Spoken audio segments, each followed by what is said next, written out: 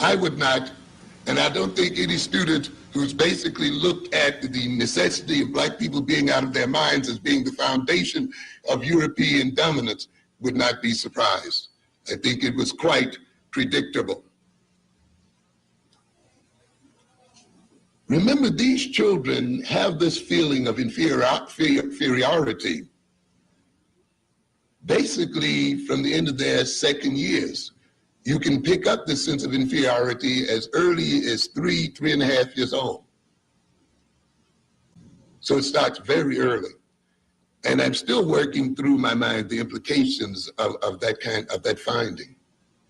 We are talking about preschool children, not only children that are in school, but children who are having this feeling prior to school. This would, of course, indicate that to a degree that our environment is saturated with racism through TV, through the various media, through the pictures our walls, through the unconscious and conscious state, and influence the child's behavior and attitude starting in the womb itself. And I often start my developmental classes not with the prenatal period and how egg meets sperm, but with why do you have children in the first place? Because the reason you have children will influence their development. It will influence them from the time they're in your womb until, of course, the day they die on this earth. It would indicate then that to a degree and in some way, the Black community itself has been induced in helping to bring about a feeling of inferiority in its children. To a good extent, it is not so much the actions of racism that destroy us, the discrimination by white folk and Europeans, the kind of hatred that they express toward us as people that destroys us and gives us an inferiority complex.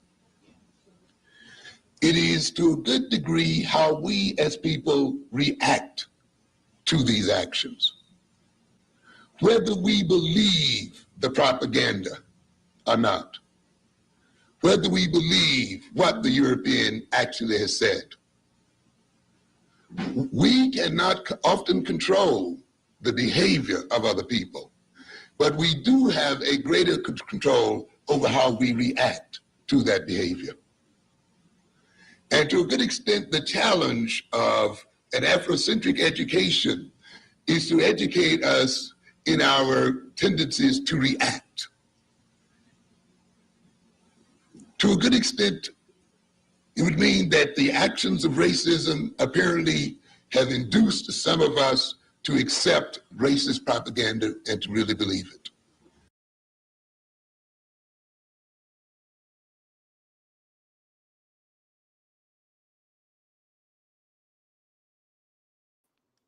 What is good, my people? We are live back again with another live broadcast on the forecast. What's going on, Cassidra? How you doing today? Oh, you I'm on good. mute. Oh, there you go. I'm good. How are you? I'm good. I'm good. How was your day? My day was amazing. It's amazing. Every day, I tell you, I have a great day every day. Every day. Every day. We Every missed you day. last week. Man, I was in Aruba. It was amazing. It And doing your was thing. amazing. Yeah, yeah. Yeah. Yeah, I was seeing the lives and the videos and the pictures and all that stuff. Oh, Like it was yeah. beautiful. Okay. Yeah. I really didn't do like a live. I just, was just, doing a little Facebook thing. That's all. You know, Hmm. people were fine. It's just not enough black people for me. I mean, it was nice, but you got so much going on over there. But I'm Yeah. looking, me, I like a African place for me. That's what that's my thing right there. All that other stuff is like, okay, it's really super expensive. It's a touristy place, so of course everything is high, everything. So it was nice to get away though, and just Yeah. to see, how other people living, and see if I even wanted to retire there because I was like, maybe I want to retire there. And I'm like, nah, I'm gonna stick to the plan. Yeah, not enough Never should melanin change over the there. plan. Yeah, no, not enough for me. Uh-uh. You got a Venezuelans and you got all kind of people. So I'm like, nah. I'm Yeah, gonna stick to the plan. yeah. Now, consider Yep. now it's a lot. We What's probably the not topic? gonna What we get talking through about too? everything. You- Hmm. So yeah, we got a lot. We probably not Okay, gonna get through that's cool. everything or whatever. Well, That's cool. at some point we're gonna skip to that I said, top. yeah, I'm that's sorry, I cool. keep Whatever, hearing myself. keep that plan. Huh? You hear echo? I think it. Okay, it's me. But Uh-oh, you talking? yeah, can you hear It's fine echo? now. Can you hear me? I did no. Yeah, I can hear you now. Yep, I can hear you. Okay. Well, yeah. So at some point we just gonna skip to that positive topic. If it get too late, so we gonna just fast forward to that. So Yeah, cool. now I'm gonna have to X some of these out. All right. So Who's this brilliant brother? I Oh, skipped brilliance, ahead. We're gonna brilliant go boy. back. I wanted to show y'all something. Like the dude at my job, he was like, this white boy be at this Walmart all the time. So apparently, Oh, this somebody I know knows this person who oh, knew this okay. white boy, and they speak to, which is a black person, and they speak to this white boy all the time, right? Uh-huh. Thinking he's cool. And Mm-hmm. apparently, he goes to like a Walmart here over like Southside or something like that. I Uh-huh. don't know. Mm. But listen to They this ain't never video. cool. I keep telling y'all, they ain't never cool. Never. I don't care how nice they look. Agreeing. Yeah. They Oh, ain't yeah. hitting See, on she nothing. said works at local Walmart. Have talked to him on several occasions. Walmart Mhm. suspended him for 1 day for this.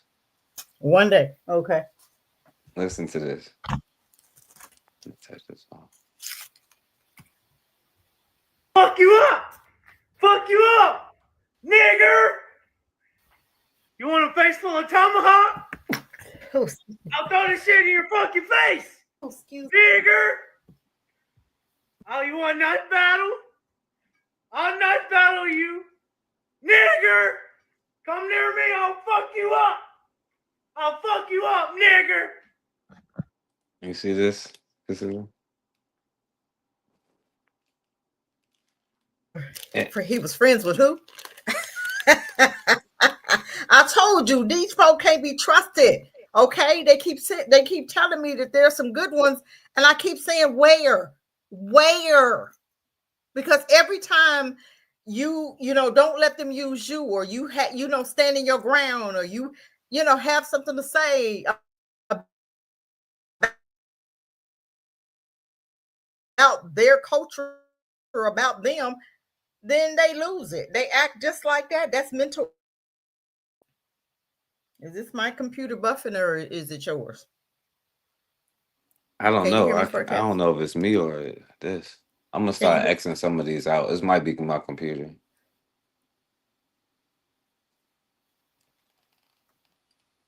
Can You you can hear never me?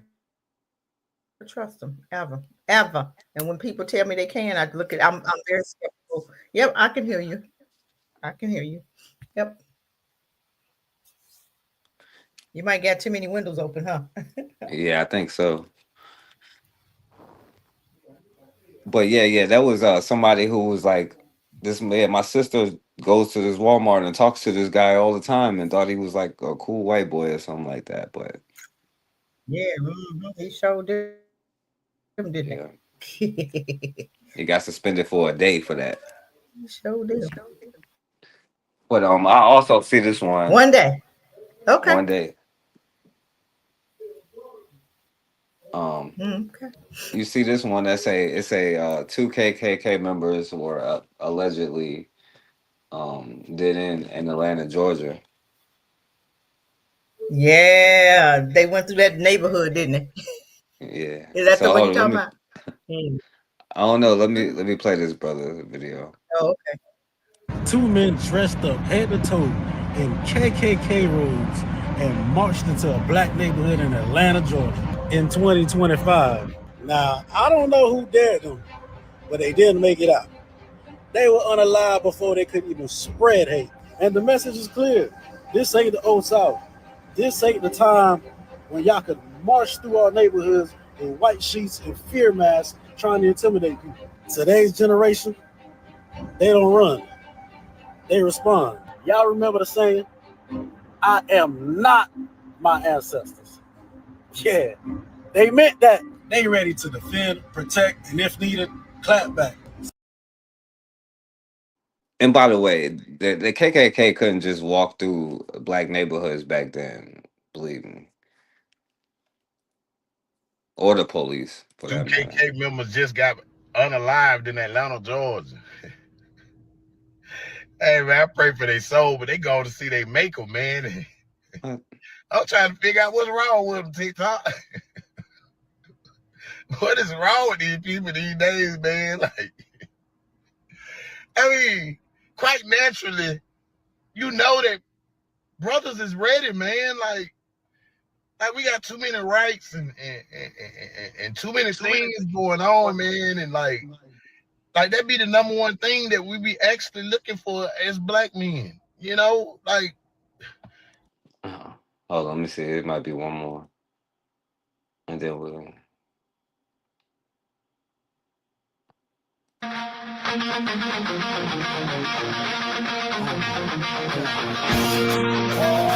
Oh, look at that, cause you see all them brothers out there.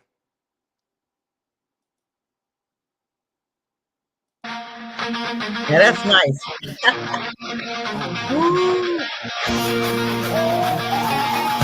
Put it on mute. But yeah, brothers at the playground. Man, I'm loving it. Yes, we waking up, ain't we? Look at there. I'm loving it. I'm loving it. We waking up. Good job. Good job, man. Yep. Yeah, where the KKK at? Hey, okay. Bring it on, bro. Bring it on. You got some folks waiting on them. Look at that. Ain't that something?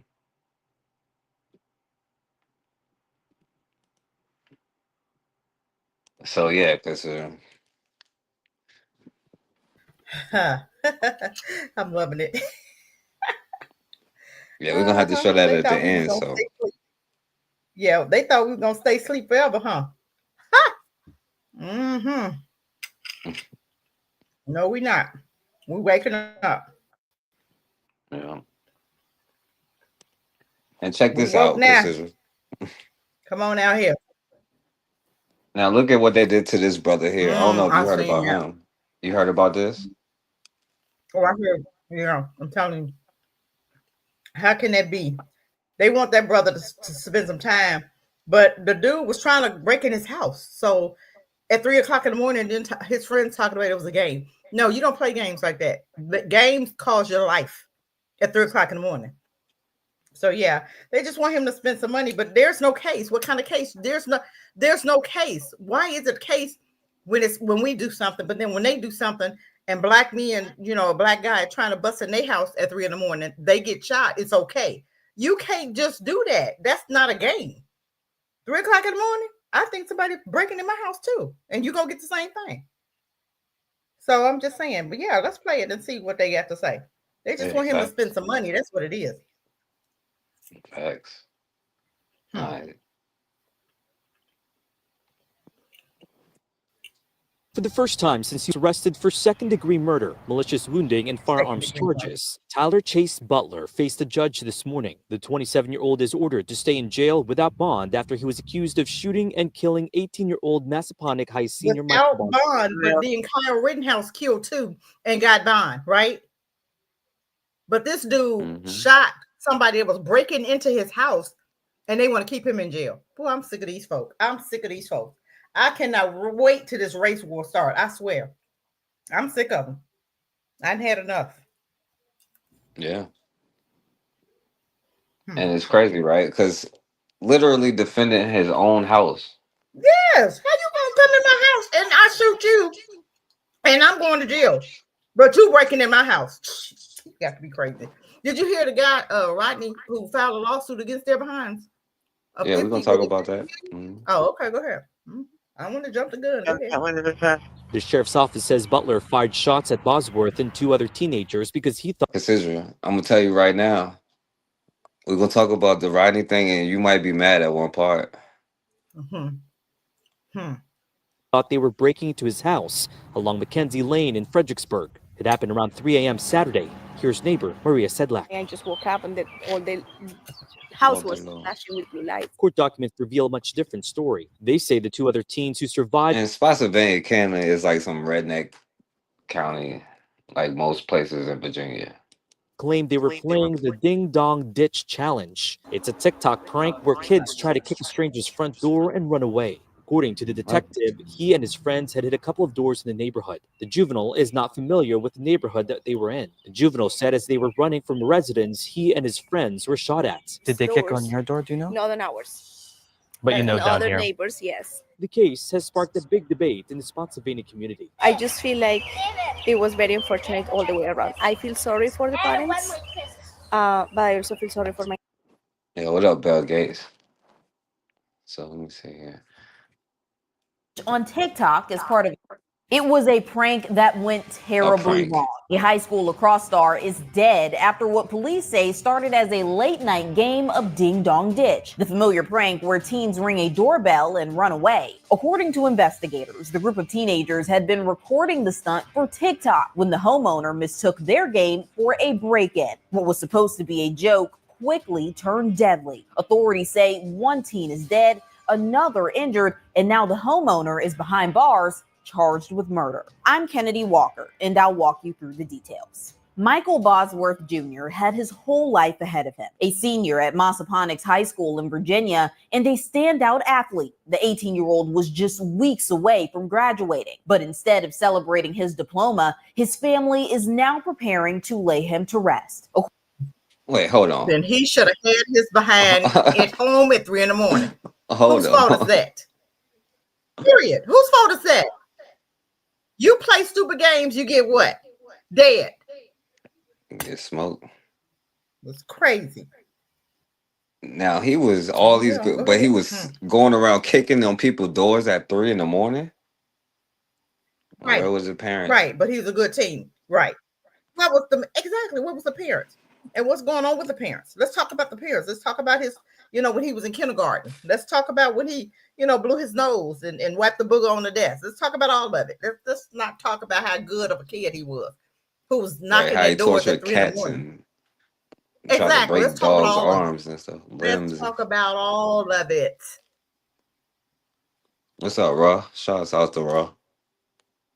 Anyway. According to the Spotsylvania County Sheriff's Office, Bosworth was shot and killed early Saturday morning while attempting to film a TikTok prank. Deputies say the incident unfolded around 3 a.m. on May 3rd when a 911 call came in reporting that 3 individuals were allegedly trying to break into a home by kicking in the back door. So that brother also called 911. Homeowner, identified as 27-year-old Tyler Butler, told investigators he believed he was being robbed. Butler allegedly opened fire on the teens, killing Bosworth and grazing another. In the immediate aftermath, Butler was not arrested. He told investigators he believed he was being robbed in the middle of the night. What up, matron? So somebody kicked on his door.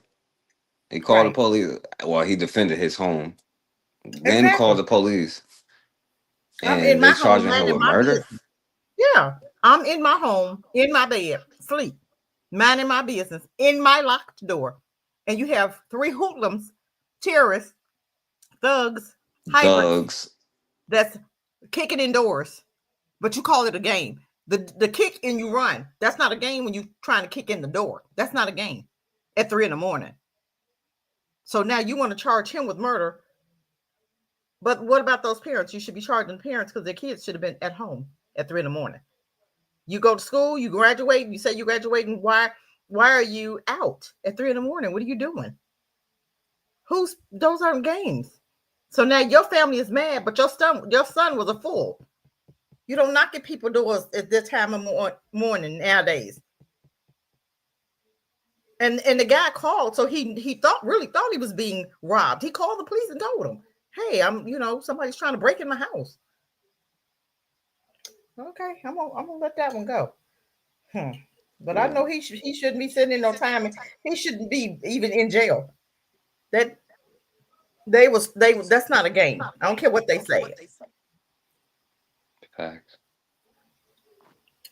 And yeah, and by the way, make sure y'all subscribe to Matron. She will be back on Friday at 9 o'clock. So make sure y'all subscribe to her. Fired in self-defense. Under Virginia law, homeowners are not required to retreat if they believe they are facing an imminent threat, a legal protection more commonly known as stand your ground or no retreat law. The statute can give individuals the right to use force, including deadly force, if they reasonably fear for their safety. But that changed when police spoke with the two surviving teens. According to court documents, Oh, that changed because the white boys who was kicking on the door, it said something. Exactly. What? The law changed? The whole law? Exactly. Damn. Exactly. They let the cop go who broke in the black man's house, shot him, and said she thought, of course, she got what, 2-3 years, right? But she was allowed to go home. So why is this guy still in jail? Rittenhouse shot 3, killed 2, and was able to walk out, right? But this dude's still in jail. I'm sick of this country. I'm sick of this country. And until black folk rise up and burn this shit down, nothing is going to change. Nothing is going to change. They're going to keep hitting and running and then hiding the rock and then pointing at you. That is your fault because I'm white and I say so. You should have had your behind at home in the bed. At least at home. I don't know about in bed, but I know not out knocking at doors at 3 a.m. Yeah, doing whatever neighbors do. And the other neighbor said the same thing, that they had knocked at their door, right? Ain't that what the white lady said? I'm surprised they didn't shoot him. Yeah. Maybe they would if they thought they were black. We got an echo. Let me see. Can you hear me? Yeah, okay, you good now. Okay. I don't know what's going on. It's okay. And obtained by 7 News, the teenagers told authorities they weren't attempting to break in or steal anything. Instead, they said they were taking part in a prank, Ding Dong Ditch, where they would ring doorbells and run away in hopes of the resident answering the door with no one there. The teens reportedly admitted to police that they had already filmed themselves pulling the prank at several homes that night and were planning to post the footage on TikTok as part of a social media trend. But when they knocked on Tyler Butler's door, the prank took a deadly turn. According to their statements, after ringing the bell, they ran to hide and were struck by bullets and met with gunfire. Both Michael Bosworth Jr. and one of his friends were shot. The third teen wasn't harmed. Bosworth was rushed to Mary Washington Hospital, but later died. The second teen was hospitalized with non-life-threatening injuries. Tyler Butler was arrested and charged with second-degree murder, malicious wounding, and 2 counts of use of a firearm in the commission of a felony. And joining wow. Commission of a felony. Ain't that something? Ain't that something? Boy, they throwing a book at that brother, ain't they? Boy, I'm so sick of it. I don't know what to do. I'm sick of them. Now, Virginia has history of a stand your ground thing for like, 200 years? But they talk to 2 white boys, so we can throw all that out the window. It's crazy. Anyway, consider at least that brother is alive, and yeah, at least he's alive to fight his case. But my thing is he really, he can, I'm white and I say so, gonna win every time. That's the sad part about it.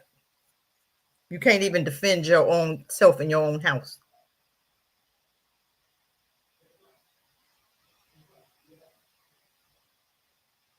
That's crazy. Yeah, exactly. As being Patty, the felony was for them breaking into his house. If you kick somebody's door, that's a felony. Exactly. Now, consider we was talking about this last week, and you missed it, But I got to do it in a different kind of way. You gonna make me mad, right? No, I'm gonna make it good. I'm gonna make it good. decades of justifying and excusing criminality have led us to a point where people who commit blatant first-degree murder are celebrated. Around 10 o'clock in the morning on... Only reason I'm playing this one is that this is the third one in the recent months, which is showing black people is starting to be like, hey, look, we ain't playing around with you no more. Yeah, $1 million bill. The cop who shot his mom only got 500,000. Yeah, that's what I'm saying. It might be only one solution for real, you know? Friday, I a know man the named only Rodney solution Hinton is went to separation. his lawyer's Total separation. office in period. Ohio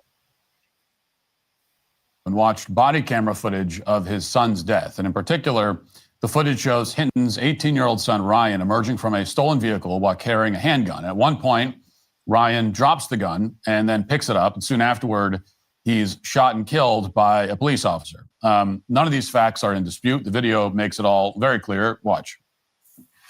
He's gonna do it. He's gonna come on your right. Oh, God. They always making up shit. So he did all that in a matter of seconds and he saw it.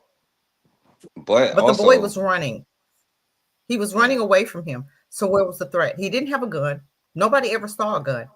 Nobody ever saw a gun. They cannot even produce one. So if he had a gun, where is it? Don't give me this. Don't. No. Yeah, they got, they see their own whatever. As long as that kid is black, they're going to automatically go to the racist. That's just their mindset. That's a cultural thing. That's what they do. It doesn't matter what our babies do. Our babies could be walking around the corner with nothing in their hand, and they'll say, oh, he had a pencil in his hand. He was going to stab the officer. Give me a break. I'm sick of them. I don't give a damn what they got to say. I don't care, because I know they liars. Every time they breathe, they lie. They wake up, they start lying. They lay down, go to sleep, they start lying in their dreams. They just, everything about them is lies. So I don't care what they say, because they always lie, period. They're never going to have anything good to say about our babies. So whatever. But go ahead. no, yeah, you're right. You're right. And that's why I was like, I'm not going to look. I don't care what he said about this. I was just going to play some brothers. Yeah. We're going to play some brothers here. Brothers say they don't see no gun. Ain't no gun. Instantly, all I can think about is like, what if that was my little brother? I got two little brothers that are in college, and our parents raised us, don't get in everybody's car. Don't hang out with everybody. Triple check the car you're getting into.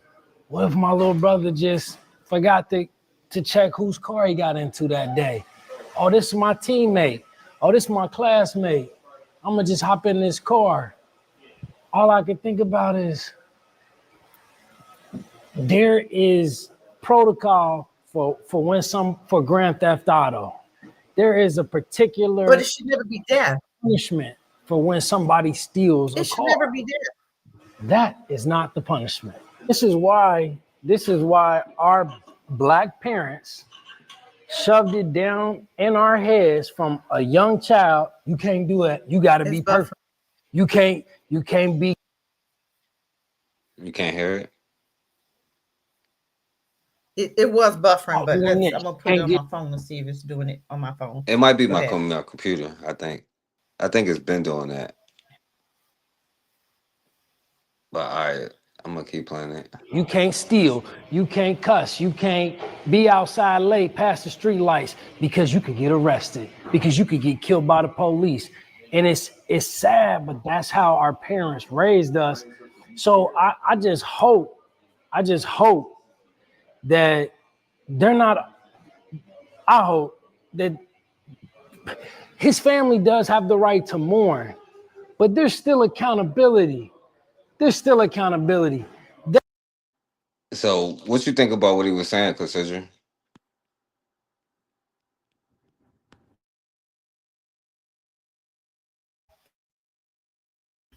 So what are they going to do about the officer that shot the baby? Nothing. There should be accountability on the officer's part. Where's that accountability? Why aren't we bringing up the officer who shot him in the back 4 times? The dad saw this. That he just saw the tape, right?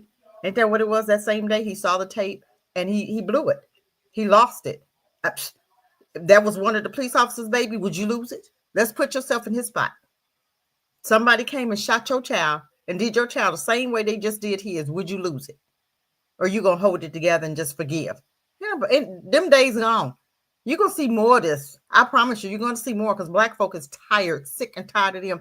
And the only way it's going to end is if we separate or we just go, everybody, we just going to have to handle some business. Plain and simple. You can't, globally. You can't put everybody in jail. Facts. And the jails couldn't hold the ones that's in there. His car with the All right, intent so we're of gonna go to the next part. He saw it as an act of revenge, and ultimately he found a target. He ran over a recently retired sheriff's deputy who was directing traffic outside the commencement ceremony at the University of Cincinnati. The slain officer, a Hamilton County deputy named Larry Henderson, had never met the killer before. They'd never exchanged words. Watch. Recently retired sheriff's deputy is dead after police say a driver intentionally hit him.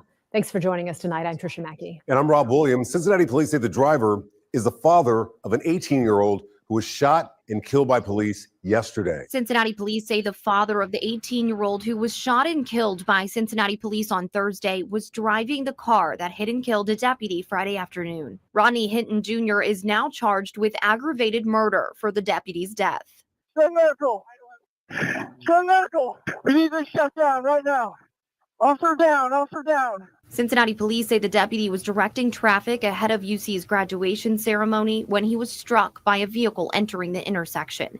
It happened around 1 p.m. at the intersection of Martin Luther King Drive and Burnett Woods Drive near UC's campus. Now, Ronnie Hinton knew that the police were justified in killing his son because they had just watched the body camera footage against a random white cop who is entirely innocent and had nothing to do with the situation at all. And yet, okay, hold on right there. Hold on right there. How do you know that cop is not meeting his karma? How do you know that cop, have we done a background check on that cop to say, okay, what has his past been? Has he, done some stuff in the past? Because karma comes to visit everybody. Okay, you can't just say, oh, he was just in the wrong place, wrong time. Karma comes. So was it because he had done some dirt in his previous career and he was getting his karma? Because he just happened to be there at that day, that second, that hour. You understand what I'm saying? So what has his career been like in previous? Because they said he had retired. So let's talk about his career. Had he ever had complaints? Had he ever beat up? Had he ever shot? Had he ever shot at? Has he ever done any mischievous, behaviors? I mean, let's just look at everything. If we're going to look at everything, we're not going to just look at the officer that died. What was his career? What did his career look like? Because I guarantee you, he had something in his background. But they're not going to bring that up. But I'm going to tell you what, Rodney should do a background check on all them officers, because I believe that across the country, police officers need background checks. Period. All of them, especially the one that shot his son, because I guarantee you he got some stuff in his background too. I guarantee you on his Facebook page, it's got some, some nigga this, nigga that stuff. I guarantee you. You shot that baby running away from you. Nobody ever saw a gun. I don't know what that dude saw. Because Sammy Sab, what's her name? She's the pink lady. She's black, and Sammy, is it Sabby Sab? Sabby Sab? Sabby. She always has her. She broke that thing down. She broke it down. So we need to, we really need to. Where's the gun? We need to see the gun. I didn't see a gun. Did you see a gun in that video? I didn't see one. I didn't see where he dropped one. I didn't see where he picked up one. I didn't see where they even turned in a gun. So where is the gun you said he had? Let's not forget that part. The officer said he saw a gun. Did you turn the gun in? No. Where's the gun? You left it out there? That's impossible. But you couldn't find it because there wasn't one. So let's really dig deep into this. Let's not just look at the dad. The dad reacted to an officer shooting his son dead, who was running away from him. I don't give a damn if he stole the car or not. It does not deem a death penalty. Period. You don't get to shoot somebody in the back who's running away from you because he stole a car. You didn't even know he stole the car. And they said that he didn't steal the car. So who told him that the car was stolen? You know what I'm saying? So this story is so big, but we're not even looking at that. We're not even, we automatically said, okay, justifiable. Why is it always justifiable when they shoot our babies? It's never justifiable. You see the man with the shotgun with the AR-15 that was pointed at the officer, and the officer backed up and arrested him. Did he start shooting? Hell no, he didn't. Did you see that video? I think I sent it to you. So why didn't that dude get shot? It's so much going on, but they never get shot. Tell me why. Why is it always justifiable with our babies? But I rest. Go ahead. I rest with that. No, you spot on with that one. Total separation. I swear. Total separation is key. That's the only way to do this. But they don't know how to act. Yeah, I'm pretty sure you're gonna find something in that cop background for sure. Oh, I guarantee you it. Heard this one before. This murderer is being lionized and defended on social media. The father who just executed a sheriff's deputy in order to avenge his criminal son who flashed a gun at the cops hero is the latest celebrity in certain corners of social media. Viral clips defending this murderer. A hero. I mean, you can go to put him on the side of a mountain. Yes, he's a hero. TikTok if you want. Yep, he's a hero. All of just type in his name and you'll see just nothing but these kinds of videos. It looked like he was running away, so I don't see the threat. But sad as it may sound, when this happened, they actually show his father the video of them unliving his son, and that's what led to this. As you can see, it's a bunch of officers, a bunch of them in the courtroom surrounding the father while he's in an orange jumpsuit. Now, why is this father in an orange jumpsuit? Police didn't shoot him. You might ask, right? Because the very next day, he took justice in his own hands and went and unalived a police officer. Well, he gets the age of the so-called kid wrong as he's all right. And so I ain't gonna play it, but they was like, I don't know, it was like the black cop was in there, but that's what people were saying. I don't know. I'll play a little bit of this part. This again added layers as the father who is charged with hitting a police deputy with his car the day after his son was killed in a police shooting. Headlines initially reported Hinton had filed a $25 million federal lawsuit claiming he was physically assaulted after police took him into custody on May 2nd. That lawsuit also states multiple officers were present for the hearing, which created an atmosphere of fear, surveillance, and intimidation. Now, if you remember earlier this week, a viral video would show Hinton would be accompanied by several white officers and one black officer. The black officer was celebrated on social media for not leaving Hinton in the custody of only white officers.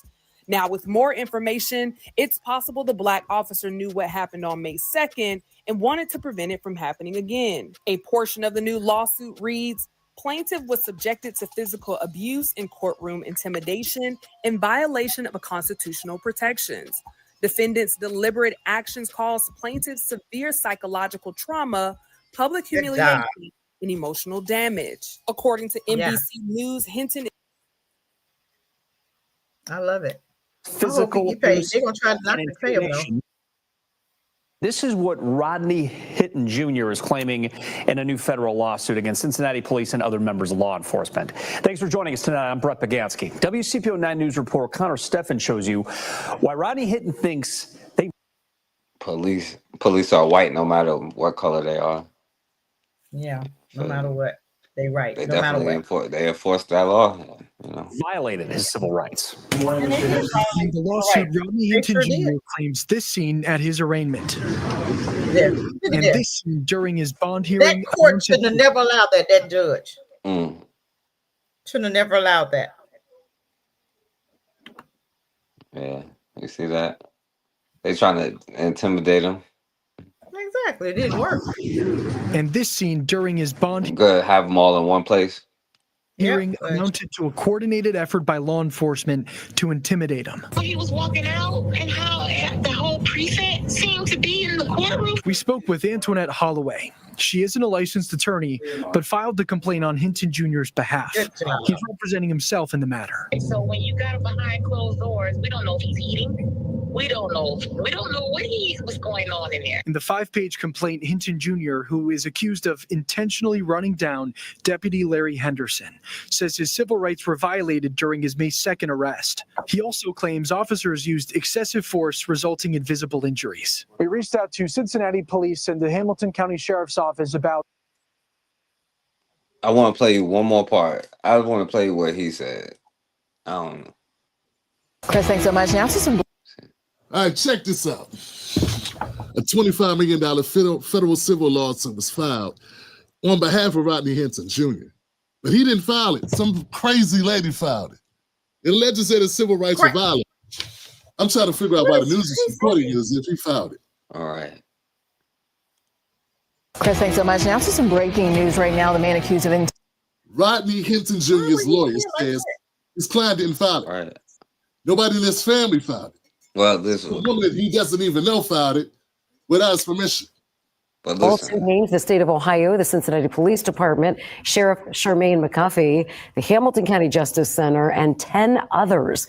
The suit claims officers tried to intimidate Hinton in court and violated the 13th and 14th Amendments, among other allegations. Now, so far, officials have not commented on this lawsuit. Lawsuit also says that Rodney Hinton Jr. was beaten up by the cops. Since his arrest, is back and forth. Hamilton County, Claremont County. Rodney Hinton Jr. is spending considerable time. I think it's pretty clear right here that he's in a lot of pain. And I think that pain is not from an accident. I think that pain is from an intentional beating by those police officers onto the body of Rodney Hinton Jr. And in jail with 4 wheels. It's a body cam view that begins shortly after Hinton was released from UC Hospital. Are you able to stand on your own?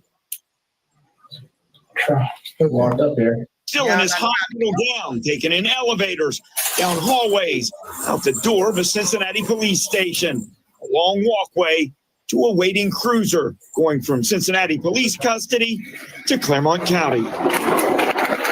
Once he arrived, I was thinking the same thing when I first saw him come out for the bond hearing, that he looked like something happened to him. And I know a lot of people excused it or looked at it as if he had an attitude, like he was just pissed off. But I think it's more than just him being pissed off. I think it's him being abused. I think these officers tuned him up quite a bit. And his response, what looks like an attitude to us, is just his natural reaction of looking in the face of the eyes of the men that stomped on you and beat you with clubs in your groin and in your back and in your side, where it's not as easily detected. Like this brolic white dude right here. What do you think? Both of them. Yeah. Both of them. Standing side by side. Look at them. Yeah. Look at them. Both of The them. hell out of Yeah, they did, but that's okay. And consider the black girl can't even look. You see, there's always one black person in the picture. Didn't I tell you? That's crazy. She know what's going on. I'd tell it all. You know me, I'd tell it. Rodney Hinton. Yeah, I think they beat the hell out of Rodney Hinton Jr. Because they know she ain't gonna say nothing. Yeah, that's what I think. You better not say nothing. And I think every one of them know it. Back there. Oh yeah, another one in the. Oh, yeah. You're gonna find some black people in the picture somewhere. That's crazy.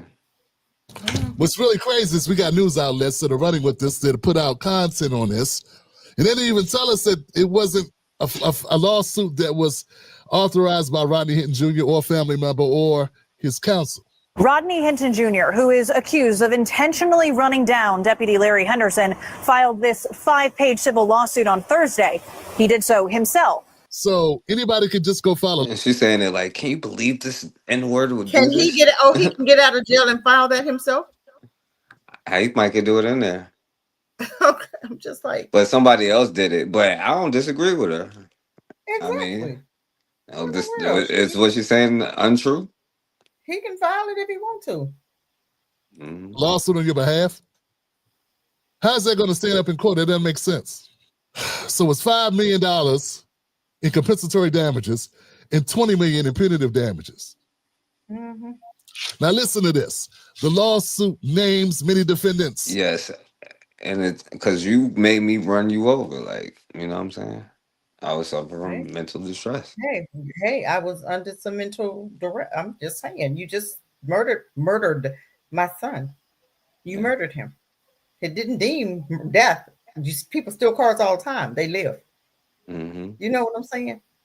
If they're And you white. gotta,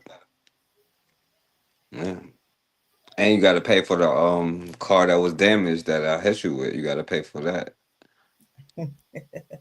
The Cincinnati Police Department is one of them. Hamilton County Sheriff Charmaine McCoofy, the Hamilton County Justice Center, the state of Ohio, and 10 unnamed John Doe police officers.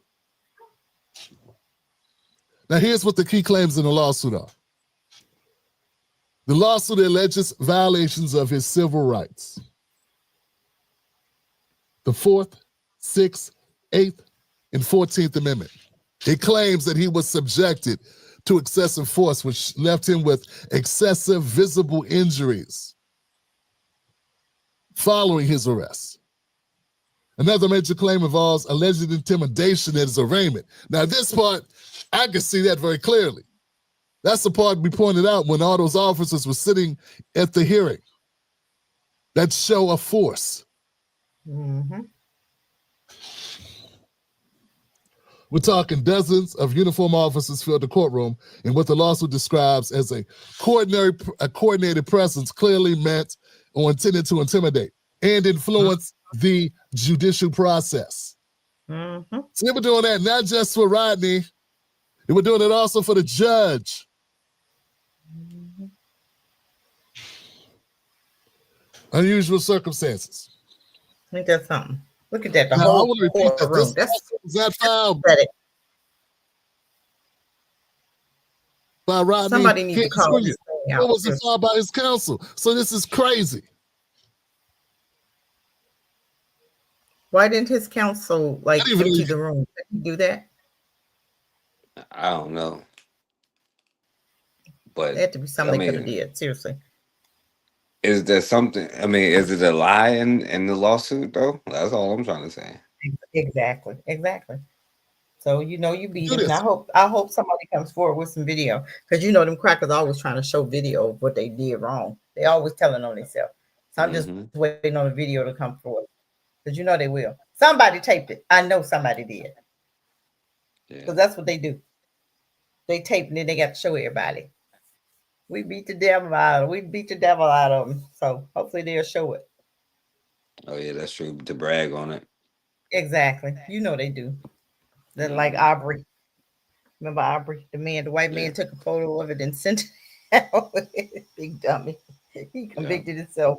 What a dummy. That's how I can get a lawsuit on your behalf and I don't even know you. We've never talked before. How does that not get kicked to the curb? So what do we know about the woman that filed the lawsuit? What does it matter? That's why we're gonna stop it, right? What the hell wrong with him? What is he? Is he for the dude or what? What's going on here? I'm trying to figure out what's going on, Tim. What's up? What's going on? What we doing here? You mad because the woman filed a lawsuit, a $25 million lawsuit?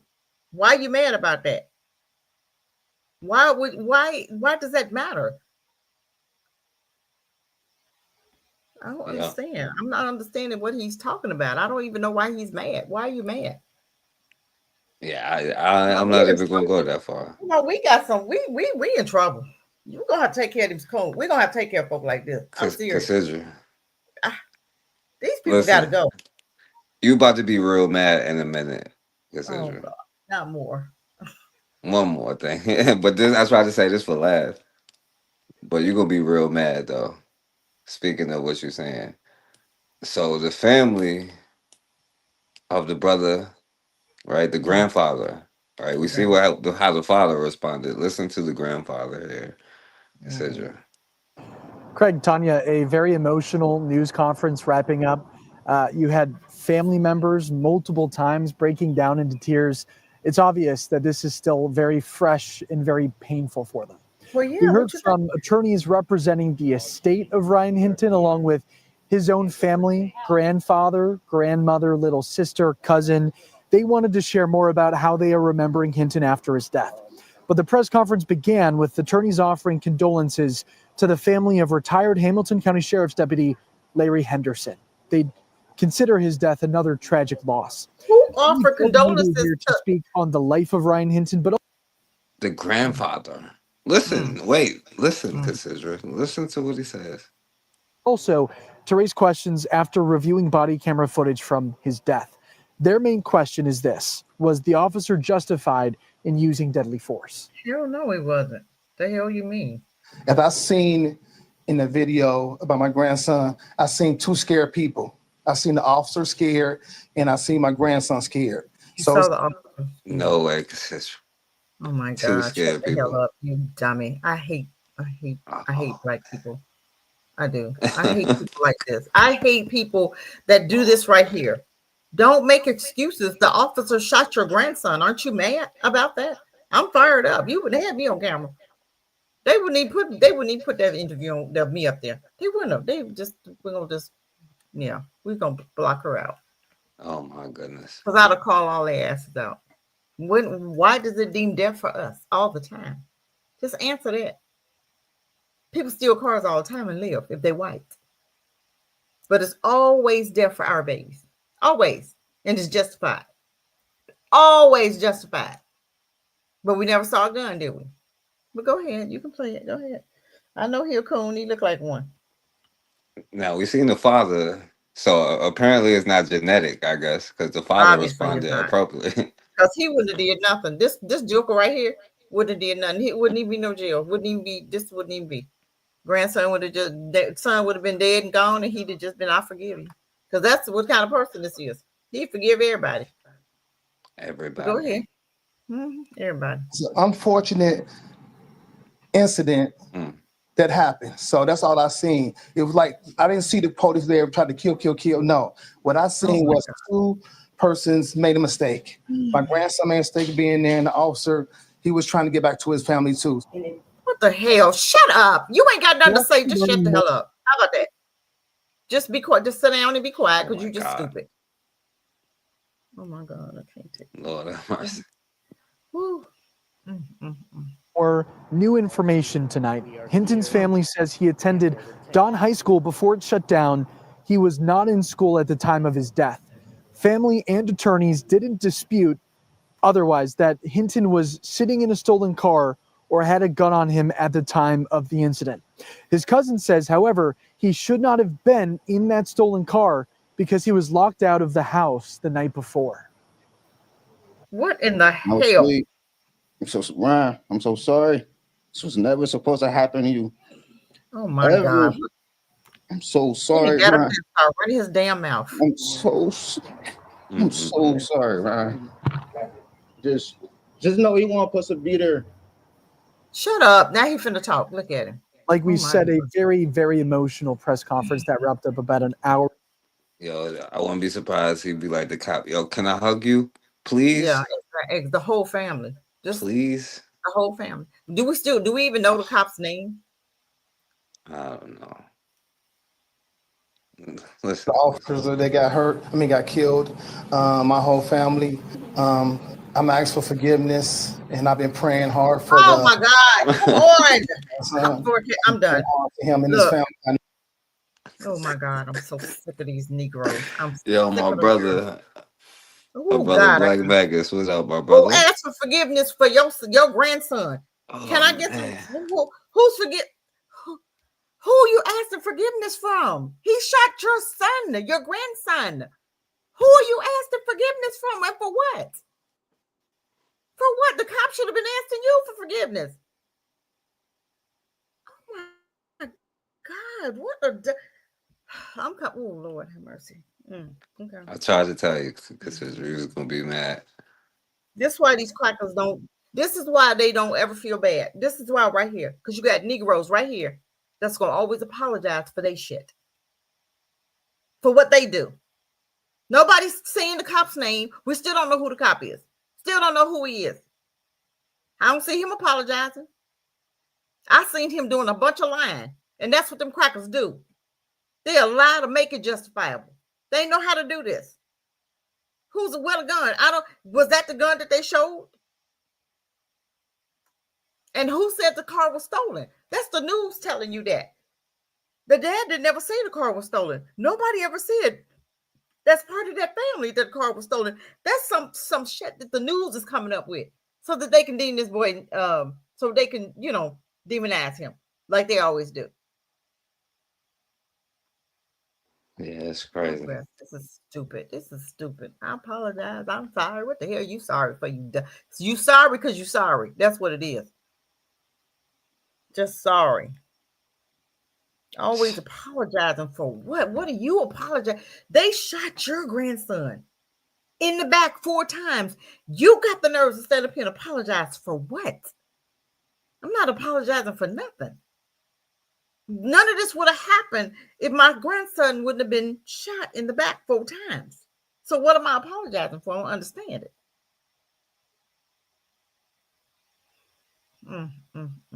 Okay. Yeah, that's pretty crazy. To the officers that got killed, my whole family, I'm asking for forgiveness, and I've been praying hard for the officer that killed my grandson. I've been praying hard for him and his family, because I know he's hurting off this. Like I seen in the video about my grandson, I seen 2 scared people. I seen the officer scared, and I seen my grandson scared. So it's an unfortunate incident that happened. So that's all I seen. It was like, I didn't see the police there try to kill. No, what I seen was 2 persons made a mistake. My grandson made a mistake being there, and the officer, he was trying to get back to his family too. So that's what I seen. So okay, sit your ass down and go sit down. Revenge or anything. I have nothing against nobody. My Lord and Savior is Jesus Christ. Oh my God! Shut up, forecast. I can't do it. I'm done. That's it. Please, everybody, just try to. Everybody done anything to me. Oh my God! I can't stand him. He an idiot. You are stupid. This is why Black folk will never get justice right here. This is why Black folk will never get justice. We got fools like this, old fools, the Moses generation, who still, my Lord and Savior, what that got to do with what we're talking about right here? That has nothing to do with what we're doing right here. I don't know what is going on with us. We've forgiven folk for they didn't even ask for your forgiveness, who simply lied on, killed, murdered your grandson, but you apologizing and praying for him and his family? Bitch, I hope you and your family get what my grandson got. Your whole lineage need to pay for it. Not forgiving nothing. Your whole lineage need to die and go to hell. The whole lineage. That means children's children of that officer who shot that baby. The whole lineage. An eye for an eye. You shot mine, I shot you, now we go home. Seriously. We go home. They're not going to say anything about the officer. I haven't heard anything about the officer, but it's justified. Why is it justified? Because he lied to cover up a death. Because we know the police department has been infiltrated. We know this. The FBI has told us this. And we still act like we don't know this. We still act like, oh, not them. Yes, them. All of them. They get on this force just so they can legally kill Black people. Because you don't see them killing no white folk. But they kill Black people all the time. I'm going to show you one. Go ahead. I'm going to show you something. This is ridiculous. I'm sick of Black folk. I'm sick of them. Yeah, I don't know what to say because it's. Ain't nothing to say, but he's an idiot and he needs to sit his ass down somewhere. Because don't nobody care what he got to say right now. Yeah, Mason said this man thinks he is expressing the love of God, but he's really practicing white worship. He worships white people. I'm gonna show you something. You forgive your masters no matter what you do. Exactly. I just sent you something. I want you to see this. But this officer. Hey, can you pull it up? I can't. You could. I'll stop sharing my screen and then you can pull it up. Because if I go off on my phone, I'm gonna go off the live. Okay, hold on. Let me see if I can. Hold on. Let me see. I'm gonna go into my. Keep talking. I'm gonna go into my. Oh Lord, let me go on Facebook. Hold on. I gotta go in here and see it. Okay. Yeah, and Ross said Lord, this is so crazy. treat and respect your master as they were Jesus. Listen. Yeah, right. Whatever. Whatever. Whatever. These crazy people. Listen, I don't know what to tell you about that, It's because crazy. I had to show you though. Ain't nothing you can't tell me. But the whole thing Oh is my though, at least the God. father though, These like, crazy what I'm people. saying, like he did whatever he did, but the point is you put your money behind these people and your resources to defend them to make sure that they don't get taken out. The same way that they put their resources into whatever it is that they're doing, They might be mad about Carmelo Exactly. Anthony, but yeah, they might be mad about Carmelo Anthony, but you put your money behind this brother too in all of these situations. Excuse me. Black Mega said Christianity has Negroes in love with their terror and confused on what's good, evil. Cracker shoots up a club. That's nothing but the devil. Only one person survives the shooting. That's God. Says in them books for sure.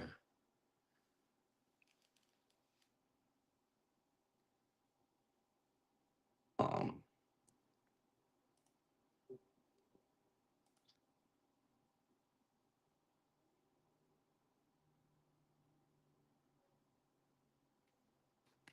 all right, so yeah, we you gonna bring it up, Cassandra? Yeah, I'm trying. I don't know what's. It might be my computer. No, that's dang on buffing and stuff. Hold on, let me see. Let me go into Google and see if I can pull it up. This is crazy.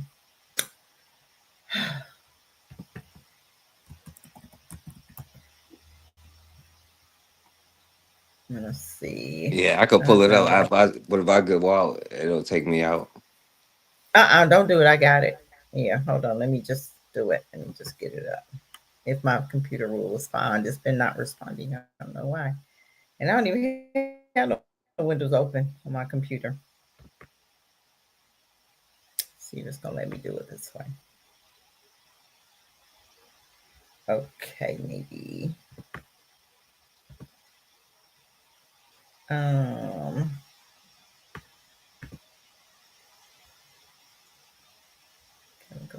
But yeah, man, Okay, I got it. Let's see if I can. yeah, that's the problem though. The psychological mentality of black people though is like and that's the whole problem with the generational curses. And we see how from generation to generation things go. Of course, we got whole situations to handle with our young brothers, right? The brother stepped up as a man, as a father, did what he had to do, but then we saw the response of the grandfather, and the whole forgive them mindset that black people have. Because if it wasn't for this brother, they just be having a typical conversation, about our typical press conference, no different than Emmett Till mom had back in the day. And Matrix said, Christianity, as it's taught to black people, is self-harm. There is a way to learn from that book, but you have to Africanize it. Okay, yeah, we can see Cassandra. Okay, let me go in here and see. Let me know now. Hold on, let me see. Y'all ready? Can you see that? Yeah. Okay. The highway patrol. The driver pulled over for speeding pointed a rifle at a highway patrol officer yesterday. CHP says it happened just north of Reading on I-5. An officer stopped a vehicle on the Mountain Gate off-ramp. The driver, they say, got out of the car, pointed the AR-style assault rifle toward the officer. Officials say the suspect re-entered his vehicle and then they started pursuit. Vehicle continued southbound, driving at varying speeds before exiting the freeway at Oasis, continuing for about 2 miles west before stopping near Vigil Court. The suspect taken into custody, booked into Shasta County Jail. So he was taken into custody, right? But did you see the gun he had in his hand? But the officer never felt threatened. Now you had a young man that was running away from the officer, whether he had a gun or not, didn't matter, don't matter. It doesn't matter because this fool right here, this demon, had a whole AR-15, pointed it at the officer. Let's see that again. Maybe you would miss something. Let's just see. What the Watch him pull an AR-15 on the highway patrol. The driver pulled over for speeding pointed a rifle at a highway patrol officer yesterday. CHP says it happened just north of Reading on I-5. An officer stopped a vehicle on the Mountain Gate off-ramp. The driver, they say, got out of the car, pointed the AR-style assault rifle toward the officer. Officials say the suspect re-entered his vehicle and then they started pursuit. Vehicle continued southbound, driving at varying speeds before exiting the freeway at Oasis, continuing for about 2 miles west before stopping near Vigil Court. The suspect taken into custody, booked into Shasta County Jail. Isn't that amazing? Booked. That he got away with it. I want to show you one more thing. Just want you guys to see something. Hold on. Let me try to see if I can pull something else up. I want you guys to see. Did you see the one about the KKK, the brothers that went into the black? Yeah, that one. Hold on. Let's see if I can find that one. Oh, yeah. We showed that one earlier. Oh, yeah. Oh, you see that one? This is what, but my thing is, why? It's just, hold on. Okay, I don't need to show it again. I'm just like, this is crazy. Okay, we stopped. We went back. I'm back. This is crazy, though. So you had a whole AR-15.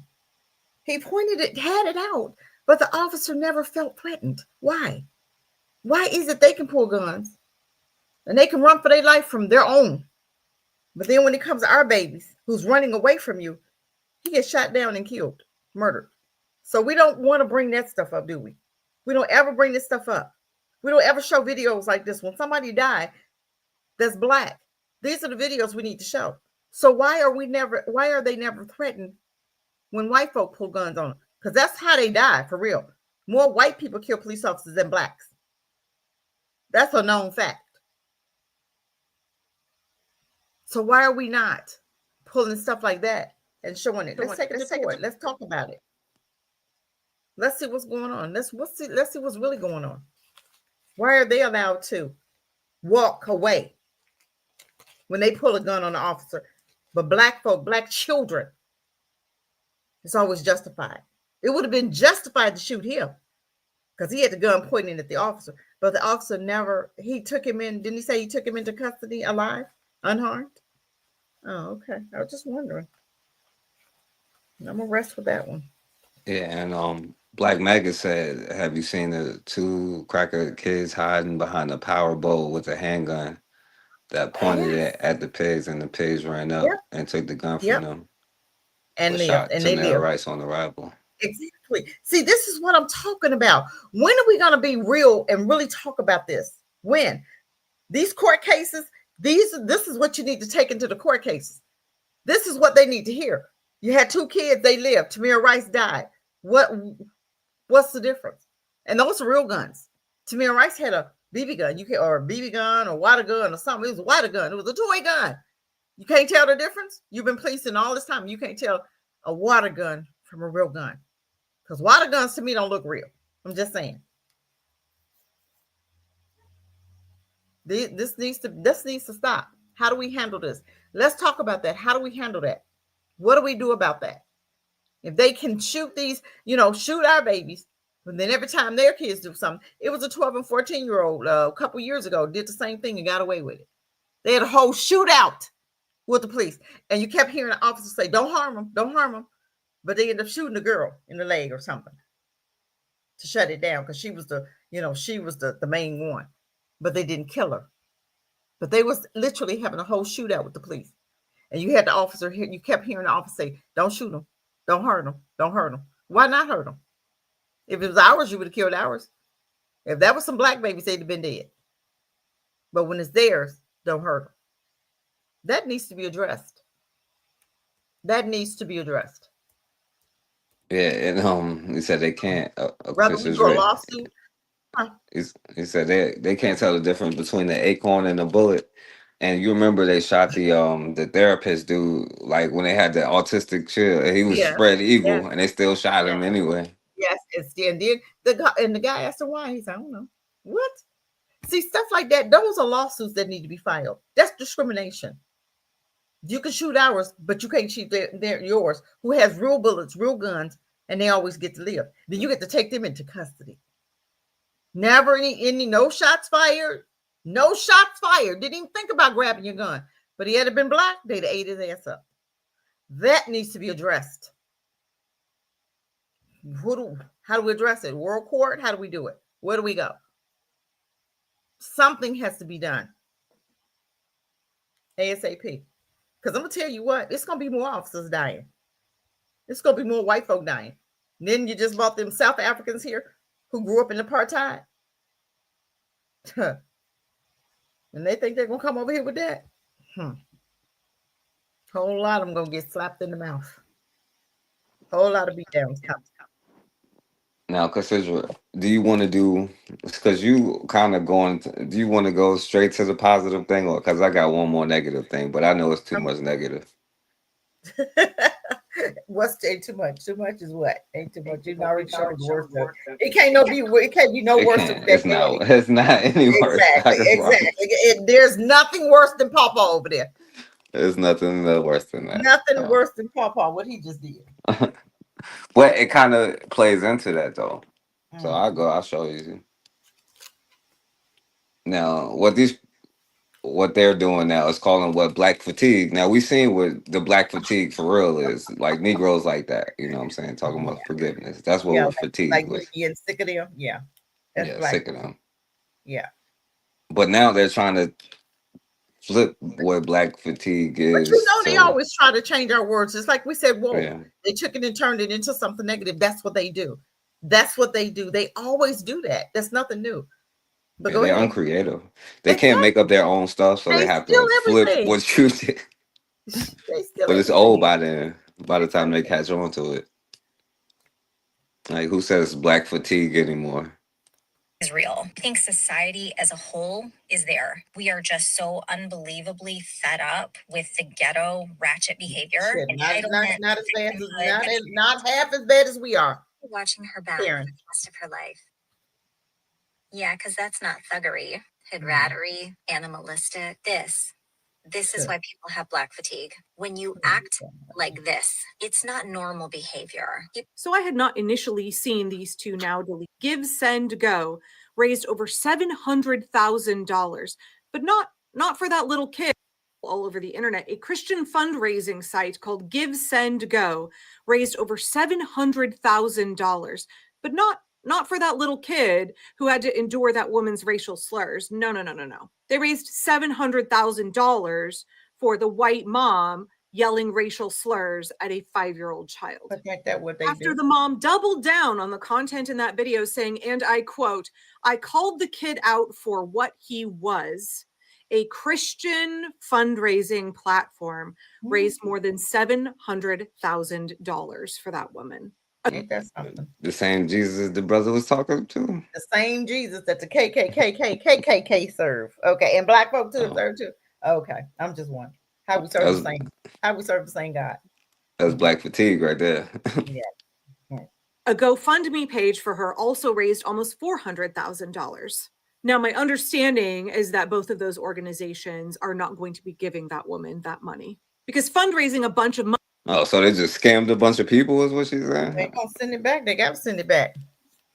Anyway, who cares what this white girl say? I play this one, right? Heard about it here. I didn't coin it, but I certainly did my best to popularize it. Black fatigue, the deep mental exhaustion from being forced to care about black people and their actions 24/7. And it's going viral, but not by the people who you would expect to be talking about it. Many white people have been experiencing it for, well, decades. Others for the last 400 years for us, honey. Black Lives Matter. 400 years and counting. But many black white people are fatigue. also experiencing it because, Look. well, tell us, Chris Rock. Everything white people don't like about black people really don't like about black people. Obviously, he's talking. By the way, Cassidra, not to do this, but This is the same Chris Rock he talk about right here. When people are rich, they're just rich forever and ever. Even their kids are rich. Yeah. But when a black guy gets rich, it's countdown to when he's poor again. He's the blackest white guy I Wow. fucking know. And then all the negative things we think about black people, this fucker. You're saying I'm a nigger. Yes, you are the niggerest fucking white man I have ever. Amazing. I don't think he could do that. Oh, I don't think he has those there's only qualities. two. I mean, no, you don't even understand. Really? You don't really know him. Like I've worked with him. No, like your bit about. I wouldn't use it anywhere. No, exactly. These two. We use say that nigger on stage. on stage. You guys don't. That's an that's interesting the two difference. teams That's the here. difference between That's right. Wow. That's the same Chris Rock. Wow. Wow. Yeah. Wow. That's just see, this is why white folks see this is why they do this, because black folk like this right here who give them permission. It wouldn't be a white person around me that would have permission to say that word. Period. They wouldn't feel comfortable. They would never feel comfortable. But it's okay for him because why? He has money. So you get to disrespect yourself and let people call you out your name. He is a coward. Yeah. Shouts out to KW Don 7. He's a coward. And, and the dude is a pedo. Talking about a subsect of the black community, but you're not supposed to use certain terminology to describe. The problem with black fatigue is are also you experiencing see how black they use these fools here. because There's an interesting phrase going around these days. It's called black fatigue. When I heard that shit, I started laughing because I've been had black fatigue, the ghetto ratchet bull, all the random violence. Do they even know what black fatigue means? Mm-mm. They just scamming them white people, but Black fatigue is some real shit, especially with the Carmelo Anthony thing. That was some degenerate punk bull. I have black fatigue too, and so do the rest of the black people. And what it should be called is I got it right now with your ass right now. Right now with you. And your granddaddy, the granddaddy man. Yeah, that's black fatigue for me. Dealing with them. Them coon Negroes. Ain't gonna be. You hear this? This is how they be laughing at them, like when they be watching them dudes. This is really how they be at home. I have black fatigue too, and so do the rest of the black people. And goofy as hell. Is nigga fatigue. He said the N word. Stay tuned. Goofy as hell. Right? From this video, but real quick, See, you see all these Negroes who are proclaiming they do have black fatigue, and you don't have to be a non-black person to have black fatigue. So there's this term that's going around called black fatigue, and what black see this fatigue is, you are tired of certain black behaviors in the black community that needs to be addressed. It is literally making you tired of this. Tired of this shit. I'm White sick of it. I got people it right now with them. Racism, white oppressive. people is tired. Oh God, they're racist against me. White people are tired of hearing black people's excuses of why they can't graduate high school, why they can't raise their kids. Black kids running all over the city, running all over the city. Didn't you just see the white boys taking guns to Cal Rittenhouse and Dylan Ruth and Peyton, and didn't we just see the white folk doing all that? Who shooting up schools, shooting up churches, shooting up Walmarts. But you got nerve to say black fatigue. I'm sick of them. I got it right now with them. These coons.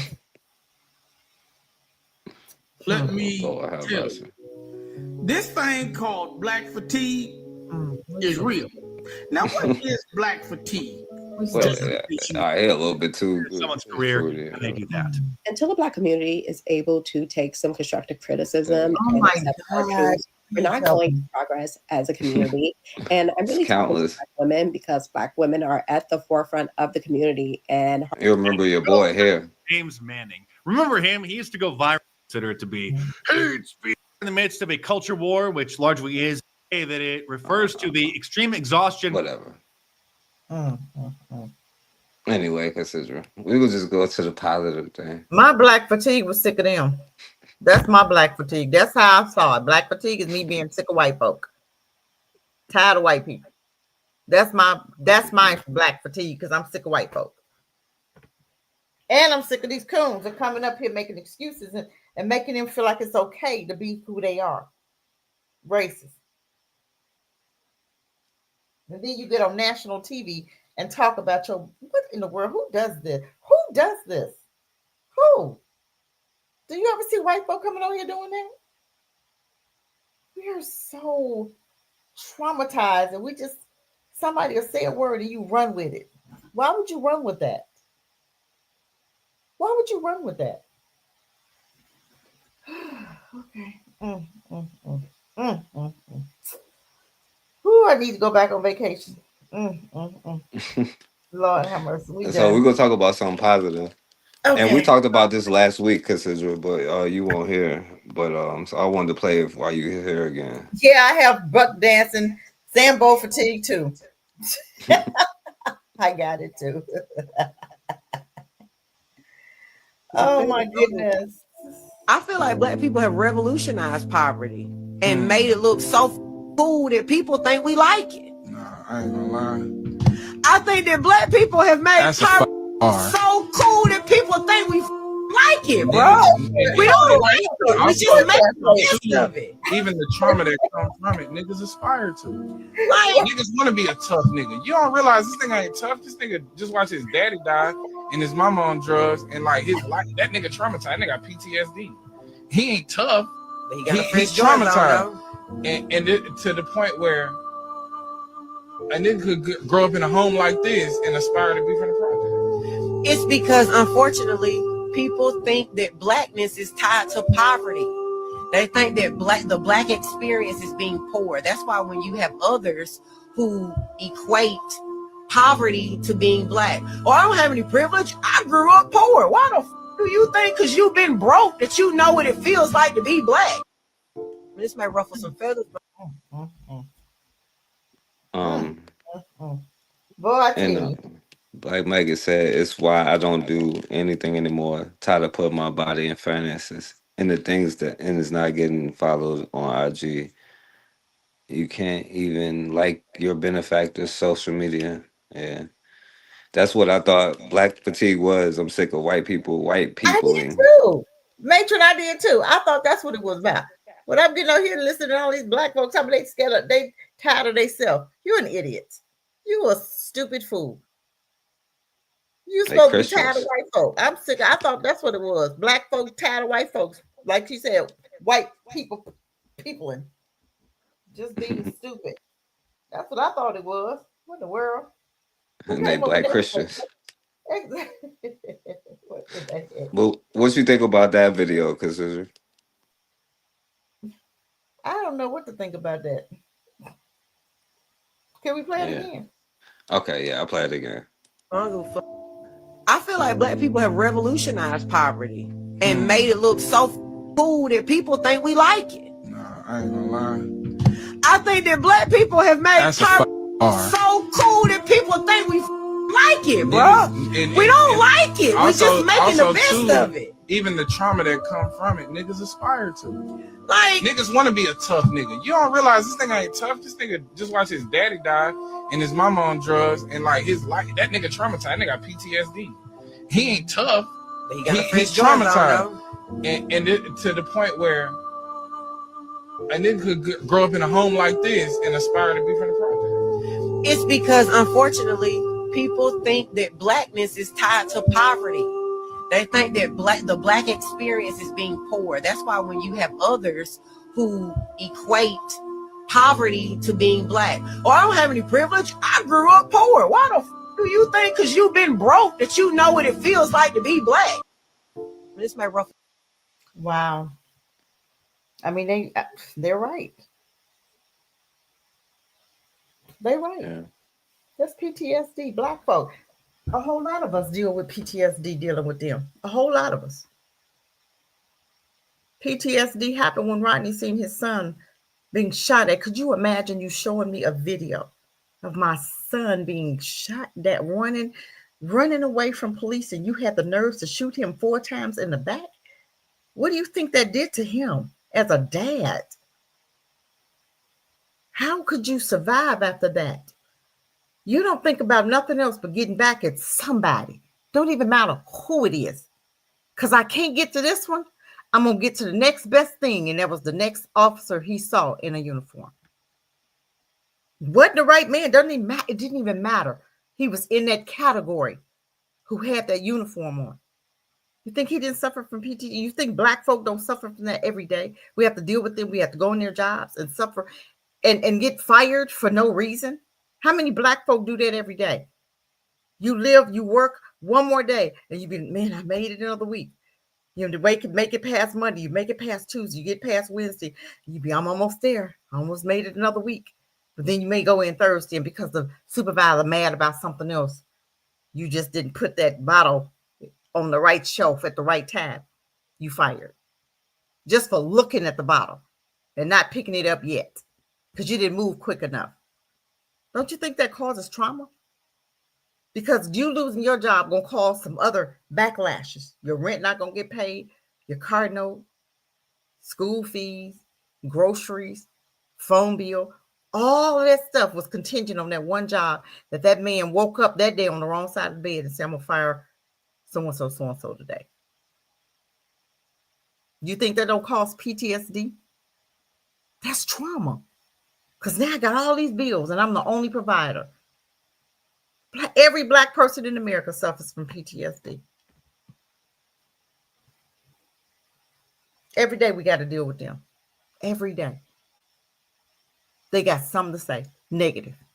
Who want to hear something negative about themselves every day? Or you got to look around to see, is they coming in our neighborhood to shoot up? You know, is the Walmart going to get shot up?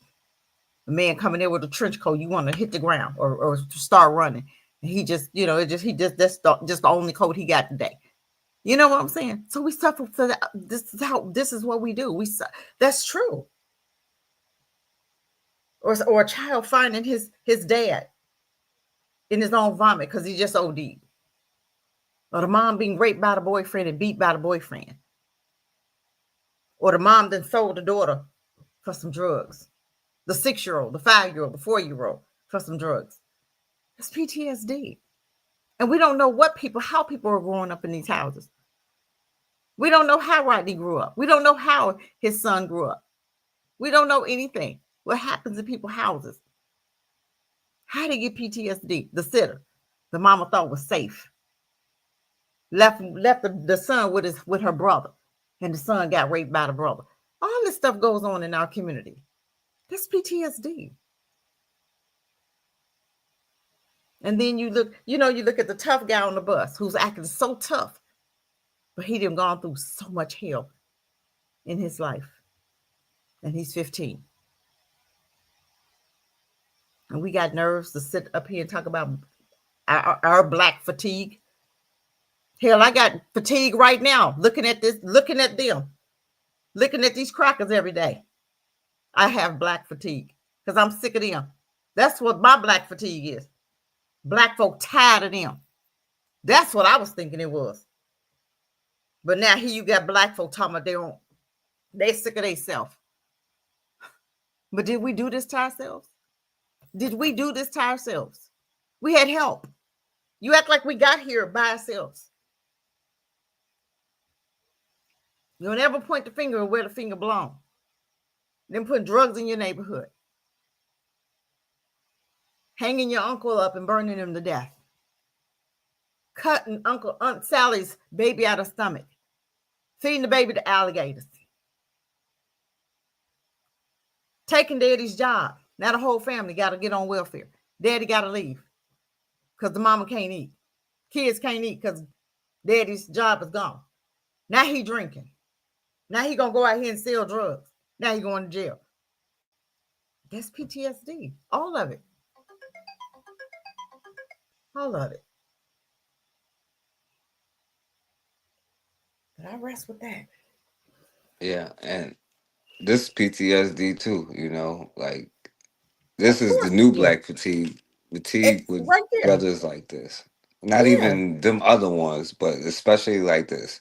Talking about I forgive somebody who shot and killed my your family. baby, your grandson, your family, your baby. Shot and killed your child, and you apologize to them. What the hell is going on here, black folk?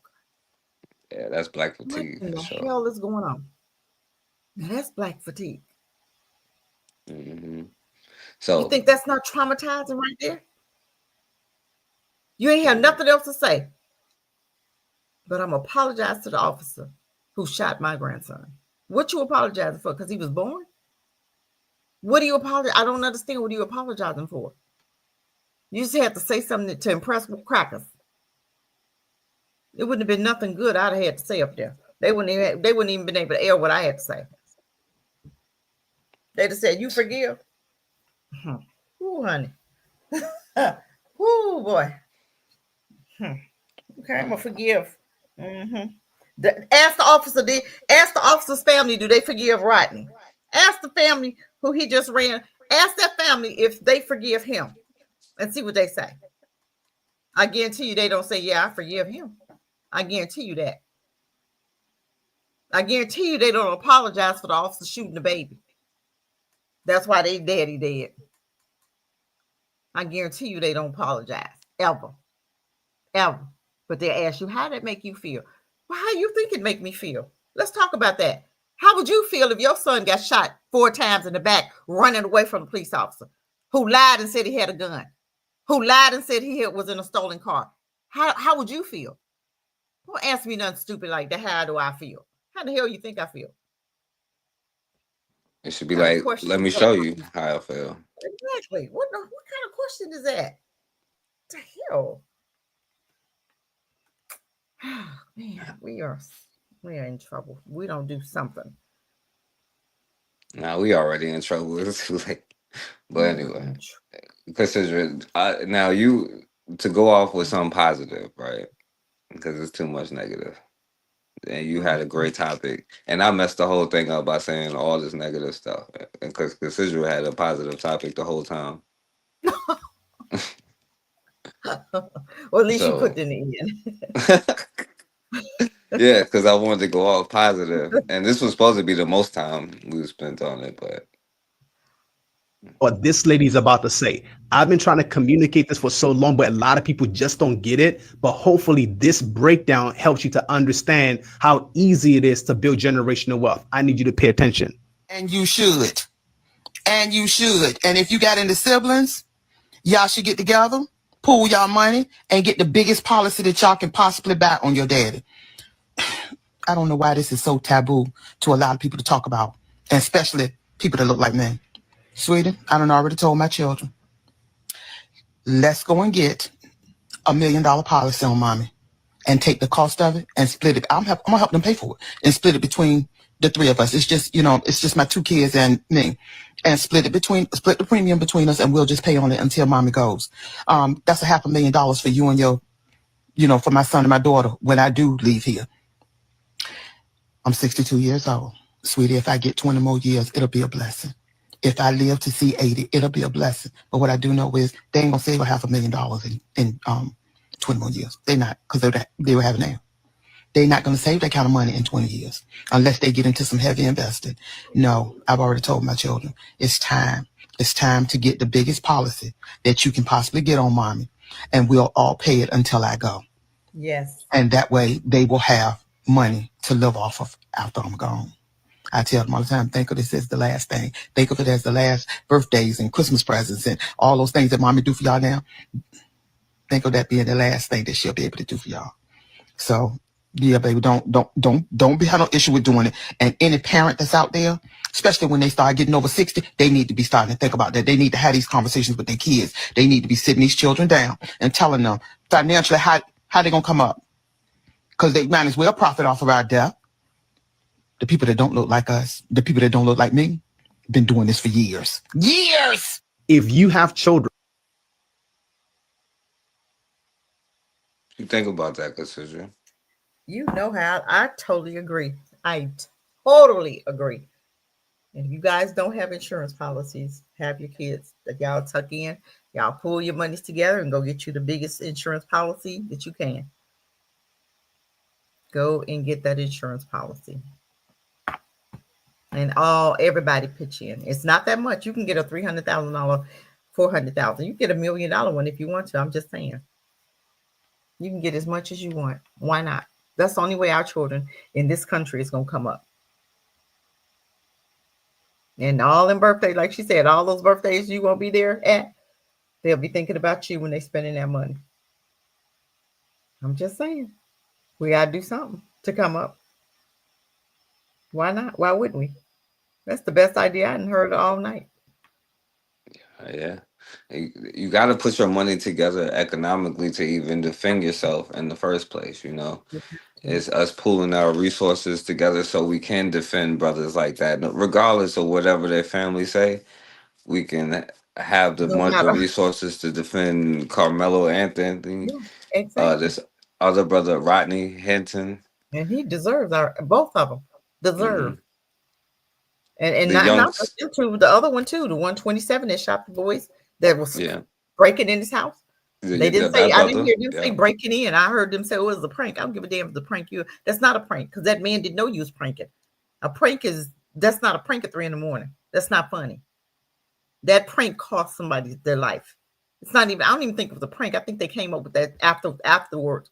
I do believe because you don't just what the prank was, you don't just stand there beating in somebody's door. You hit and run. They didn't even try to run. Yeah. So that's not a prank. But I totally agree. Defend them, and also that young sister that had to smash that girl's skull into the ground. You know. Yeah, exactly. All of these people deserve. We don't the even know what better. happened to her. Everybody, we don't even know what happened to her. It don't even. It's not even no updates. No update. We don't know if she got out of jail. We don't know what. Right. We just forget. Because how can you have on a $250 pair of shoes and you can't invest $50 in a policy every month? Like that's backwards. That makes absolutely no sense. How can you not have a life insurance policy yet? You got Netflix, you got Prime, you got your internet bill. You got to understand. Because how can you have Yeah. And you know, insurance was one of the big businesses for Black people. You know, like selling insurance to each other.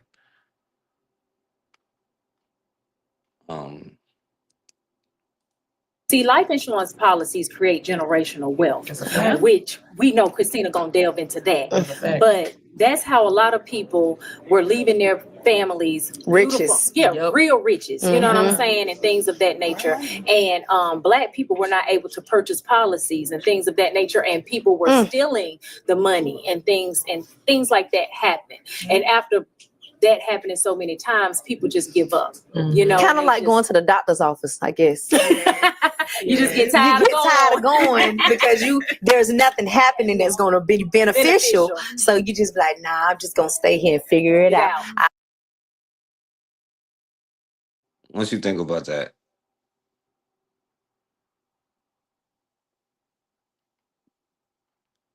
Couldn't get my mic off. My God, I couldn't get my mic. Hey, you know how I feel about it. You already know. How many on here gonna do it? All right, check this one. Problem is nobody really pays attention. Every person who was shot by the police, I'm just talking about us. If every Black person who was shot by the police had a life insurance policy of at least $100,000, if they had a problem is nobody really pays attention.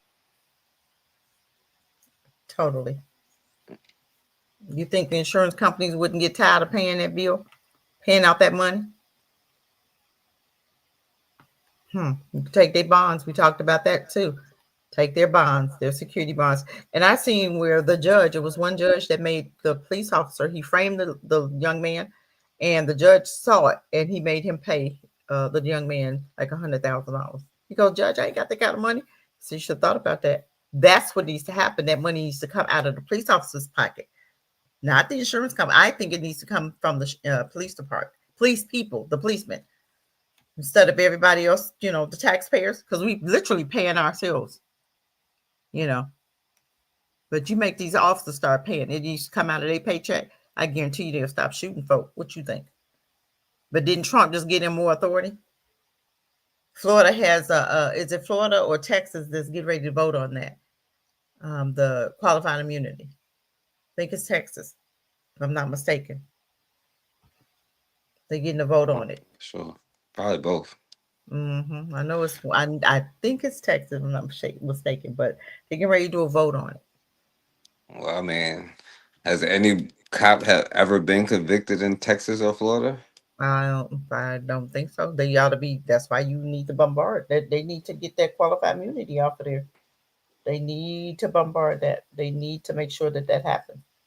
They need to get rid. They need to get rid of that qualified immunity. Texas, Florida, all them little race, Ohio, all them little racist states, all of them, with the good cops in it. With the good cops. This is a PSA. If every black person in America had life insurance, they would stop killing us. Point blank, period. For a fact. Point blank, period. A fact. If we all had life insurance, we wouldn't worry about no police. Nope. Because you don't think a company like Northwestern Mutual, who would have to pay that, wouldn't be suing whatever PD? This is a fact. A fact. I want to go on record. I want to go on record. I'm sorry. I had to get that off. At least before COVID, insurance companies ran the country. I'll say at least before COVID. What they say goes. They are the biggest capital provider to all. Biggest scammers in the world. Black Mega said he doesn't agree with the policy thing because the companies would just start denying claims. Take what this brother just said. The company would say that the black person was committing a crime, so no payout. You know what? Every time we try to say something that's going to help black people, we always going to have somebody that's going to come up with something negative. Why not just do it? Why we just do what do we do different? What's your suggestion? What do we do? Let's talk about that. What do we do? What do we do? Do we just keep doing nothing? At some point, you got to get tired. Got to get that black fatigue. Got to be tired of doing absolutely nothing different. We got to get tired. So we try it, and it works, because we always say you say we're not going to get the civil rights bill, right? We got it. Then it's you're not going to get reparations. Oh, we're going to get it. So even with this, we have to try something. We can't always say, "Oh, we can't try that because this." We could just continue saying that and nothing will ever change until we change it. Until we change it. Life for life. That's what they used to do back in the day. A life for a life. You take mine, I'm taking. You take some, I'm taking yours. We have to do something, and that right there. If everybody got any life insurance, you got to do something. I don't believe in just sitting around doing nothing. I don't believe in sitting around complaining about stuff and not doing anything about it. I always look for the solution. Always look for the solution. Always. Because there's always a solution to a problem. Always. Unless you have the solution and don't do it. Because of fear. Because of whatever. Because of, we tried that. Black Wall Street, we tried it before. Okay. We didn't do it right before. This time you have your security. This time you have your retired Army men on patrol 24 hours, 7 days a week, 365 days a year. And no trespassing signs up. You come over here, you're going to go home and be with Jesus. Done. We do it different. And Black Mega said, we're too late to try it. Our road to generational wealth is financial education and culling our dollars together. Financial education and culling. Okay, financial education. That is financial education.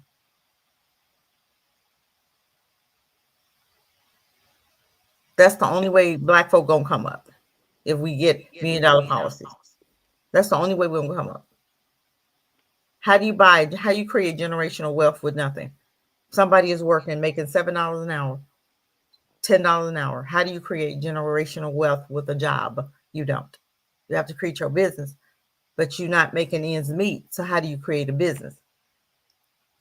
How do you have time for your own business if I'm working 16-hour days for somebody else's? How do you create generational wealth with nothing? You have to have something to invest in. You have to have money to invest in anything. So if you have your insurance policy, that's creating generational wealth. And Matron, KW.7. Rest of y'all can say what you want to say. What y'all think about it too. And consider for your while you wrap it up, I'm gonna play this in the background while you wrap up everything you were saying today. These brothers who were standing around waiting for the KKK to show up. But so everything all the stuff we was talking about today, and I'm loving it. What you think to wrap everything up tonight? This video right here. We do something. I don't believe in just sitting around not trying anything. I don't believe in coming up with an idea and then we not try it. I will try everything and anything to create generational wealth for my daughters, for my children. Create it. I tell people, don't work harder for your boss than you do for your own business. Work harder for your business than you do for your boss. If you put in 5 hours for your boss, you put in 10 hours for yourself. I don't care. You don't need sleep. People say, "Oh, I'm tired." You don't need no sleep. You rest when you're dead. Creating generational wealth is going to take money. It's going to take money. They can deny a claim if it's determined that the claim is related to criminal activity. So you're telling me if someone got shot by the police and they're dead, there's no policy that says if you get shot by the police and you die, that we don't pay you. There's no policy out there. There's no policy out there that says that.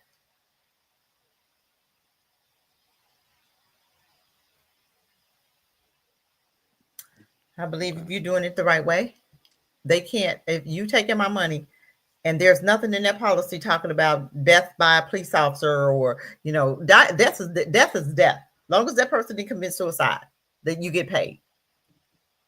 Period. I mean, can you word them like you want to? A lot of times it's already in there, the policy. But my thing is, okay, well, let's let the police officer. You die, then the police officer has to pay the family. Period. That's another way that we can create generational wealth. If they're gonna, if they continue to kill our babies, then they have to pay that family a certain amount. Somebody has to pay something. That's the only way we're gonna create generational wealth. By working a job is not creating generational wealth. Period. Investing is, but if you're making $15, $20, if you're making under $20 and you paying your rent is $1,500, how are you creating generational wealth? You can't pass that on a job. The only way to do that is through insurance, through the police. They do murder you or whatever, they have to pay you. Money is power. That's what makes this world go around. Money. And without it, you can't do nothing. But every time you have an idea, you can't always shut it down and say, "Oh, we can't do that." So blah, blah, blah, blah. Try. It's worth a try. I'd rather try something than do what we've been doing, nothing. Dying for free. And then them taking 20 years to pay out something when they just paid this girl who broke into the Capitol. They paid her family. What did $20 million? She broke into the Capitol and got shot. She was a terrorist. And they just settled with her family for $20 million. If I'm not mistaken. I might have the number wrong, but I'm going to check and see. But they just settled with her family. Now make sense. This was a criminal. She was a terrorist breaking into June. She did the June 6th thing and her family got paid. I'm like, wow. So we paying criminals now, huh? We paying criminals. I'm finding out right now how much her family got paid.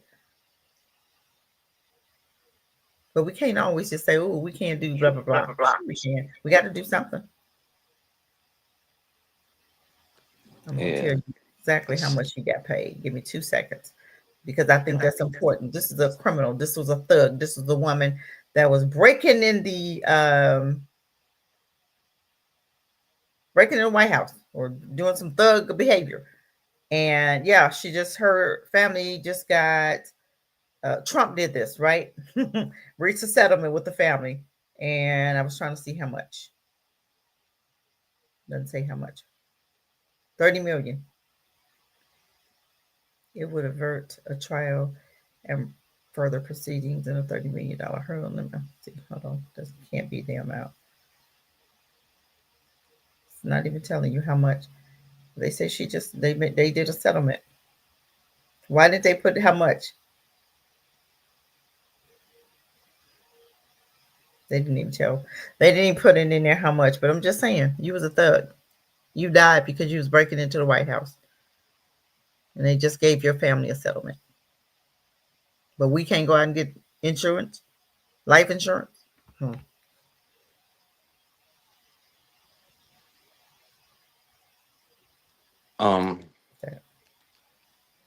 I will say this, it's definitely, in every aspect is very important, you know what I'm saying? Of course, you want to get away from their economy, but at the same time, like, we are what we are in the position that we're in right now. And it's important that you direct and use your dollars the right way to go support black businesses, go put your money towards black schools or somebody black who you think is actually doing something positive in the world that you think needs to be done for our community. And at the end of the day, it is hard to get the young brothers to follow you if you can't even feed them, because they be like, yo, what you saying sounds cool, but I'm hungry, bro. I ain't trying to hear what you talking about right now. Maybe after I eat, I'll listen to all that knowledge, brother. But right now, they ain't really trying to hear that.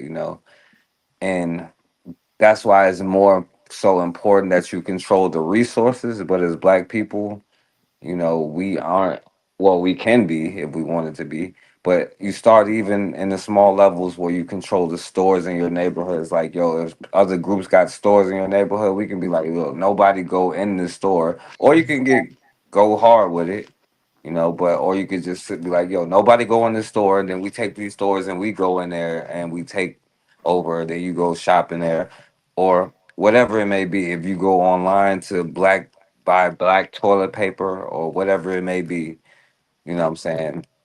All of these things are important. Like, the sister who has the school, is important for her to get the resources that she needs right now, today. And the thing is, it's a war of right now and then forever, you know what I'm saying? It'll always be. So all of these things are very important for us to, you know, I think that, me, there's only one answer, and Cassidra knows there's only one answer, and I'm sure most of y'all know there's only one answer. Only one. Only one. Only. But we're not willing. We're not ready. Not enough has died. We still got to be some more to die. Hope, So I will say this. We definitely got to support y'all. Support Rum and the Bush organization, because she got a lot of stuff going on for the youth, and her she's creating like jobs for people and opportunities, and doing big things. So shouts out to Cassidra. And I'm sorry, yeah, the Rodney Hinton Jr. solution. Facts. And so, you know what, Cassidra, you know what my last word is gonna be? What? It's gonna be my last words, Cassidra. That the spirit of a mod defeated bitch mod. Made all this possible. Oh God. Did you really go there? Yes. That's my last words. I want to thank my children for being strong through this long time. Yes. Because I know it was hard what they had to deal with. Yes. And number two, I want to thank all y'all people, all the support y'all gave us. That's right. One of us even did this. There you go. One side did this. That's right. God put us all together to make this happen. know what I tell you? God don't work one time. God don't work one side. Lord have mercy. Amen. So y'all Put you at the end of this rope. You was doing good, forecast. You was doing good. Amen. Because if one side wouldn't work, it wouldn't have happened. It wouldn't have happened. You had people working when you weren't working. Come on. When you weren't working, you had people out here working, marching, going in the office. Yeah. We conquered that lynch mob. Yes. We got that lynch mob. This history today, letting you know that black kid life does matter. For real, all life matters. Not just Oh black my children. God. Nobody go through this. Forecast, I'm about sick of you. Oh, okay, I'll stop. I'm about sick of you, okay? You were doing good. You went from bad to worse. You gotta do better than that. Give me some Malcolm. Something. That is not gonna work for me. That is not gonna work for me. I don't care what you. That is crazy. That is crazy talk right there. That food right there with there's no teeth in his mouth. I don't even got nothing else. That was my last words. I'm gonna pull up something else. Lord have mercy. Ooh, Lord, that is not nothing to close out the show with. Okay, you're right. I'm sorry. That is some coon BS. I got you. I'm gonna pull something up. Just a random one. Who KWD? KW Don 7. Yeah, what about the ovens? What are you We have talking not about? got the memo, the ovens yet. What's that? What do you I mean? think he was saying we haven't got the message at like what they're doing to us. Like we aren't responding the way we're supposed to. Well, honey, we need to get busy because them Africans over there, they getting ready to respond. They responding. They say you touch that man. The one man said we gonna. Yeah, we meant to talk about that. Damn. Oh man, we need to keep it in the news. I'm telling you, that one dude. I'm telling you, they said I put it on my page. I'm telling you, they said the man said I'm gonna be responsible for 9,000 myself. Touch him if you want to. Them they ain't playing. They're not playing. They said you're not coming over here touching my brother. They said don't die for Troy Ibrahim. No one is dying for him. Instead, we will live to kill or unalive. I'm sorry. I shouldn't say that. We're not condoning violence. You can say that. We are not condoning violence. We are condoning justice, but we're just telling you what they're saying. And they're saying we will unalive the children of those who dare to come for him. These Africans are serious. They're not playing. One man said, I'm going to be responsible for 9,000. Because that's how many in his country, I guess. He said, everybody that don't look like me. That's in my country. You touch him, we're going to touch them. That's what he said. I'm passing on. I'm just saying what he said. You know, I got to come back on here because there was some more stuff that I wanted to talk about with you. I wanted you to come back on, but because we definitely had to touch on that. We should. I'm telling you, we should have touched on him. We got to keep him. We got to keep him in the news because I'm telling you. Yeah. They, but I'm telling you, they can't. 20 times and you ain't dead yet. I'd be scared to even try to touch him. But them demons, they think they God. Yeah.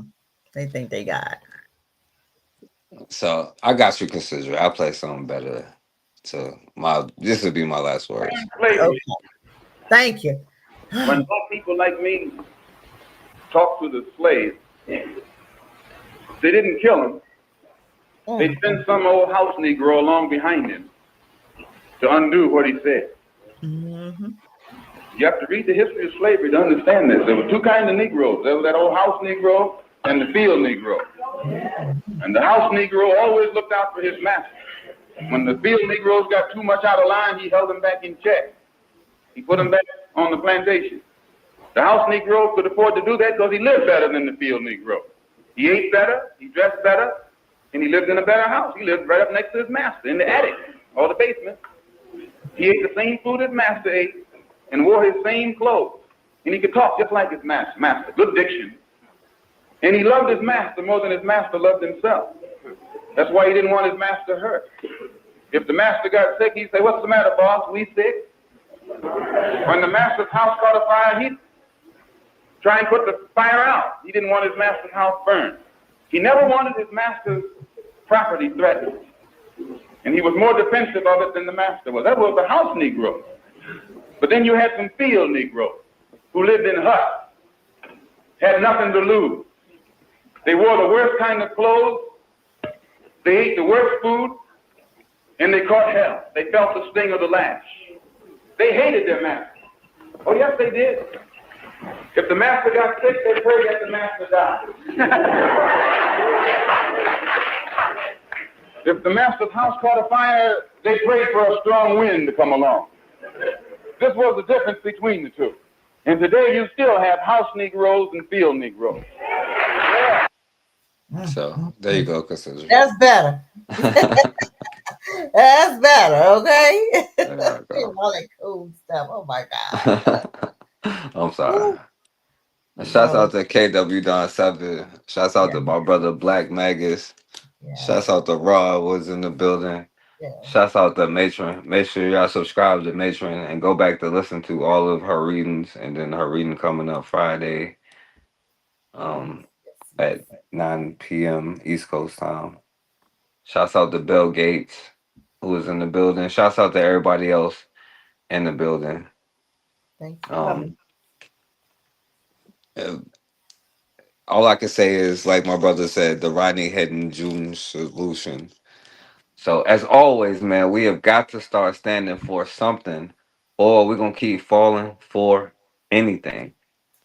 Peace, family.